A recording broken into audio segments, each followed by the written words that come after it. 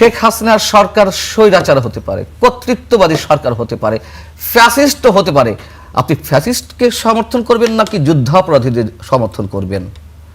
আপনি কথায় কথায় ৭১কে নিয়ে আসবেন, আপনি কথায় কথায় এই সরকারের সঙ্গে মানে এই আওয়ামী লীগ সরকারের সঙ্গে রাজাকারদের তুলনা দিবেন কেন? এটাই হচ্ছে ম্যাটিকুলাস ডিজাইন। আমরা কথায় কথায় ৭১ টানি, কথায় কথায় মুক্তিযুদ্ধ টানি, এগুলো একটা ম্যাটিকুলাস ডিজাইন। একটা শব্দ দিয়ে গেছেন না? আমি বলছিলাম যে ডক্টর ইউনূস নিজে বলেছেন যে তোমার ঘরের মধ্যেই ইয়ে আছে, ফ্যাসিস্ট আছে। এই কথাগুলো কোন পর্যায়ে বলছিলেন? এবং উনি না জেনেই আমি কি বলতে যাচ্ছি আমার কাছে কথা টেনে যাক, এরকম পার্সোনাল।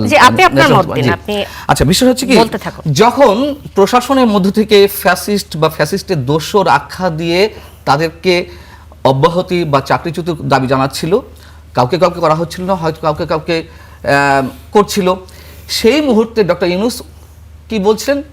ফ্যাসিস্ট তোমার ঘরের মধ্যেই আছে, তারপর তাদেরকে তুমি ধরো।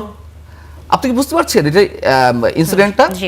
তো আমি শুধু প্রশাসন থেকে ধরবো তাড়াবো তা না, তোমার গ্রামে আছে, তোমার ঘরের পাশে আছে। তার মানে উনি ইনডাইরেক্টলি বলে দিচ্ছেন। সো মবকে তো উৎসাহিত করেছেন, নিষ্ক্রিয়তা নয়, নিষ্ক্রিয়তা নয়। আরেকটা কথা কি, আমরা কথায় কথায় ৭১ টানি, কথায় কথায় মুক্তিযুদ্ধ টানি, এগুলো একটা ম্যাটিকুলাস ডিজাইন। একটা শব্দ দিয়ে গেছেন না ডক্টর ইউনূস? খুব ভালো শব্দ দিয়েছেন। শেখ হাসিনার সরকার স্বৈরাচার হতে পারে, কর্তৃত্ববাদী সরকার হতে পারে, ফ্যাসিস্ট হতে পারে। আপনি ফ্যাসিস্টকে সমর্থন করবেন নাকি যুদ্ধাপরাধীদের সমর্থন করবেন?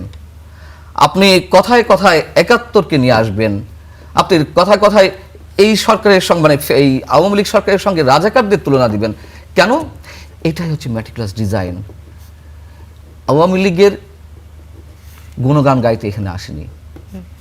আওয়ামী লীগের অসংখ্য অপরাধ আছে, অসংখ্য অপকর্ম আছে, সেগুলো শুনতে চাচ্ছি, সবই শুনতে চাচ্ছি। কার কোন সরকারের আমলে গণমাধ্যম থেকে ছিল সেই কথাগুলো শুনতে চাই। জি।